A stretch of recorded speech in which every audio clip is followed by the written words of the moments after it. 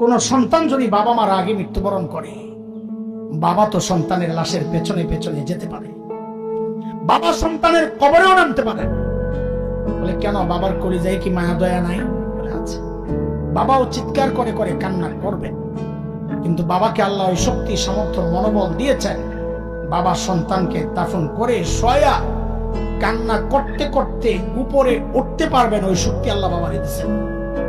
কিন্তু কোন মায়ের জন্য সন্তানের লাশের পেছনে যাওয়া চলবে না, কোন মায়ের জন্য সন্তানের কবরে নামা চলবে না। কেন? দুনিয়ায় এমন কোন মা নাই যে সন্তানকে দাফন করার জন্য কবরে নেমে সন্তানকে শোয়া দিয়া ওই মা আবার সুস্থ অবস্থায় উপরে উঠবেন, এমন কোন মা নাই। সন্তানদের শোয়া নিজ লাশ হইয়া শুয়া পড়বে। এরে ভাই, একটু জানতে চাই, এই যে মার কলিজা এত দরদ, এত মমতা, এত মায়ার ভালোবাসা, কারণটা কি বলেন তো?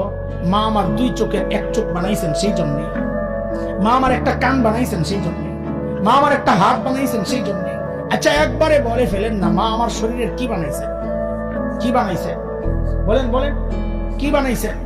কিছুই বানান নাই, কিছুই বানান নাই। তারপরেও মার কলিজা এত দরদ, মা আমার কিচ্ছু বানান নাই, অল্প কয়দিন ভাড়াটিয়ার মতো আমার পেটে জায়গা দিয়েছেন, হওয়ার পর লালন পালন করেছেন, কিচ্ছু বানান নাই, তাতেই মার কলিজা এত দরদ আর মায়ার মমতার ভালোবাসা, কিচ্ছু বানান নাই। তারপরেও আহ আহ তাইলে যে আল্লাহ আমার চোখ বানাইছেন, আল্লাহর কত,